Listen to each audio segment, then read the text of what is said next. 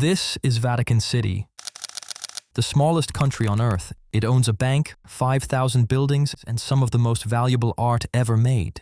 Vatican City is about 0.49 square kilometers. It has around 800 residents. It also can't tax them, nor it can't sell government bonds the way a normal state can.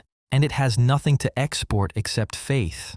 So the money has to come from somewhere, and it does come from some genuinely strange places. And we're going to follow that money, where the modern fortune came from, the 2 times it blew up in spectacular fashion, where the cash actually comes from today, and the one number at the end that makes the whole balance sheet impossible. So how rich is the Vatican really, and how is it much bigger and much smaller than it first appears? Everyone tends to assume that the church has always been rich. Centuries of gold sitting behind those walls. For most of history, roughly true.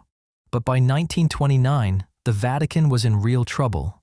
60 years earlier, Italy had unified and swallowed the Papal States, the Church's actual territory. The Pope responded by refusing to leave the Vatican for decades, calling himself a prisoner inside his own city.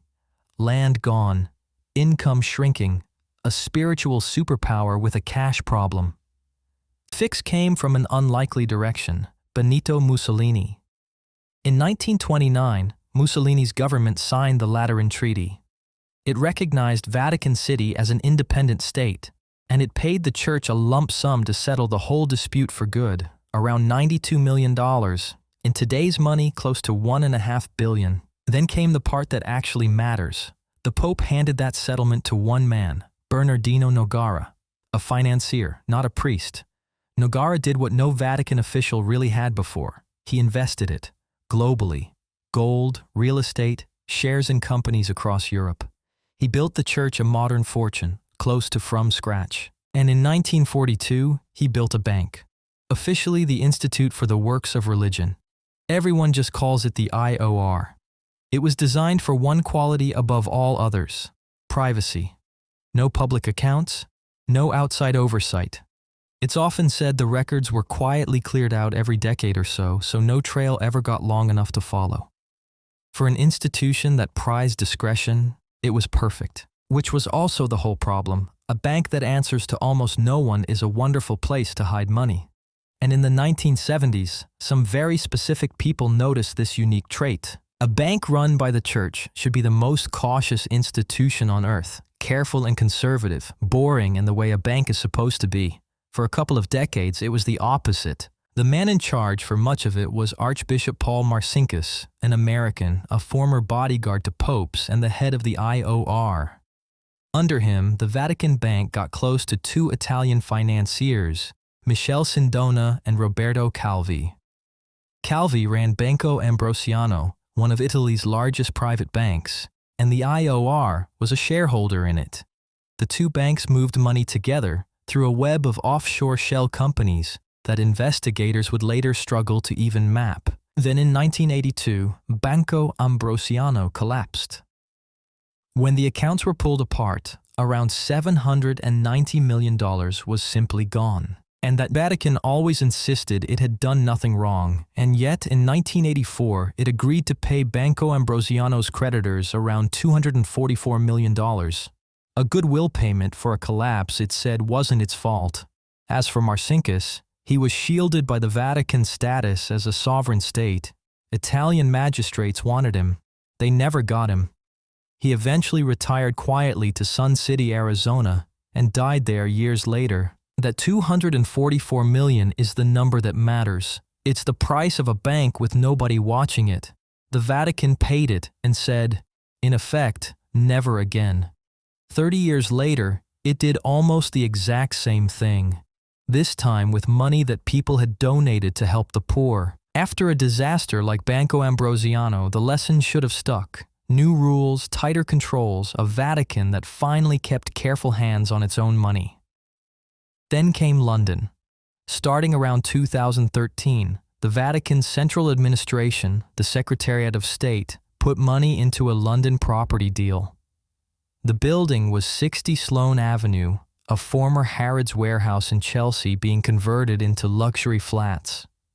Over the following years, the Vatican poured something like €350 million into it. Some of that money came from a fund called Peter's Pence, and that detail matters. Peter's Pence is the collection taken up in Catholic churches around the world, presented to ordinary worshippers as donations for the Pope's charity, for the poor.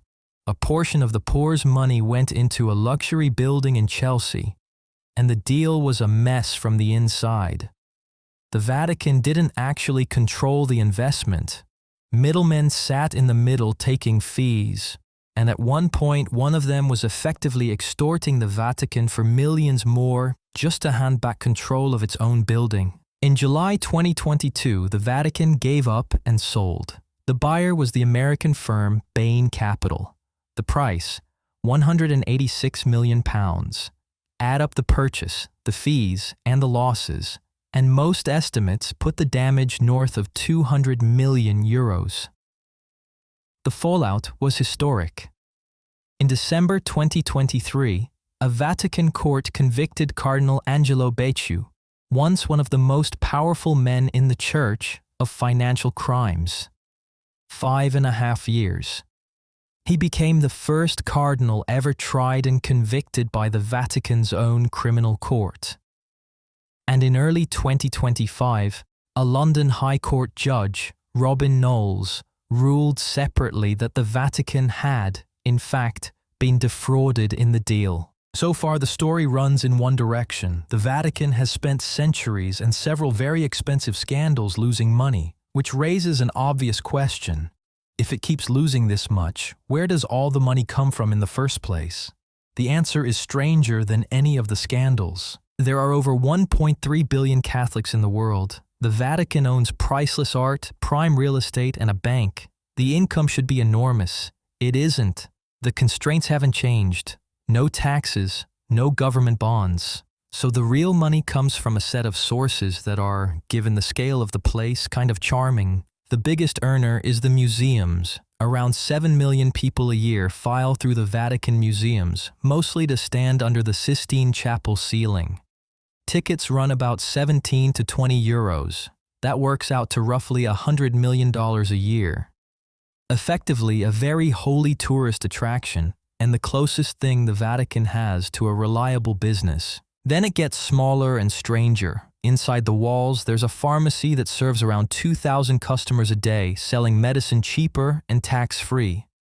2,000 a day, in a country of about 800 people.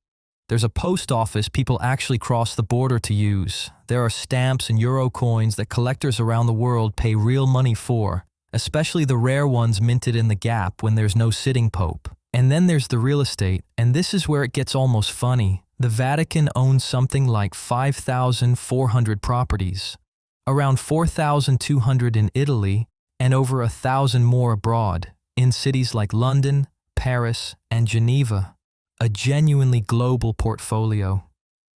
The income from all of it is around 35 million euros a year. That's the whole thing. For a portfolio that size, it's almost nothing, and the reason is the giveaway to this entire story.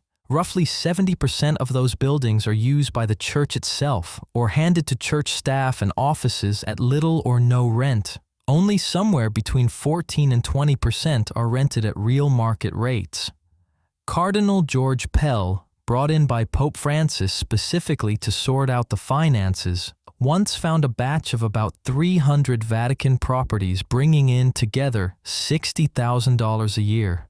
300 buildings. The rent of one nice apartment. Pell summed the whole thing up in a sentence. The main problem, he said, was simply that the Vatican is short of money. And here is the turn. Everything so far has been about how the money moves. The stranger question is what the Vatican is worth. The visible numbers are already grim. It runs a structural deficit, spending more than it brings in most years. Peter's Pence, that worldwide collection, has roughly halved from its peak, about $101 million in 2006, down to 54 million euros in 2024. And it owes its own pension fund an estimated 631 million euros that it does not currently have. So it owns a bank and 5,000 buildings and can barely close out the month, which forces the real question. What is an institution like this actually worth? The answer starts with what's on the walls, and that is exactly where the number falls apart. So, the number.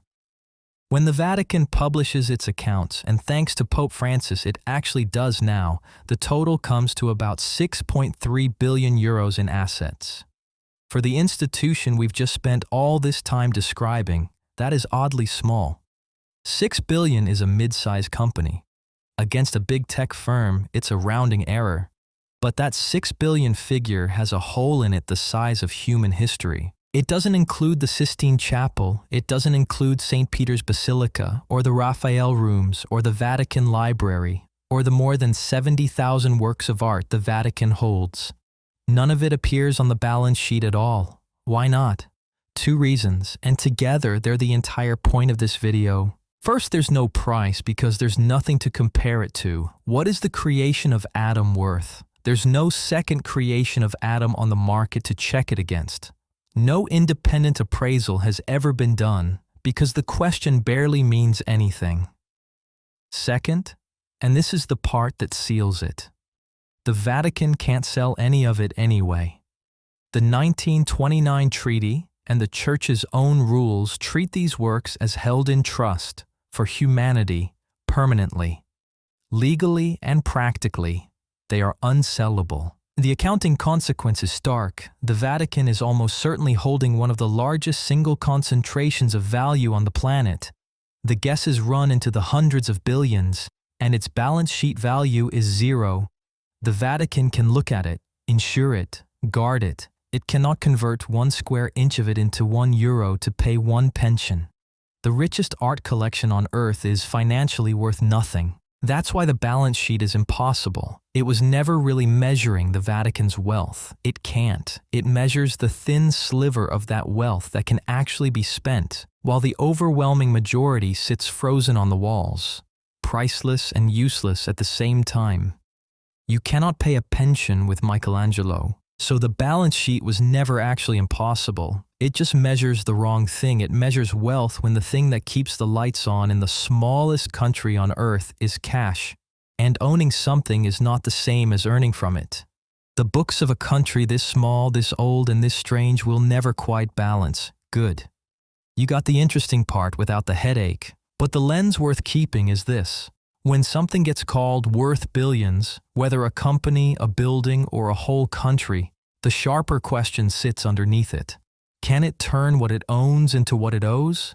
For the Vatican, sitting on incalculable treasure it can never touch, the answer most months is no.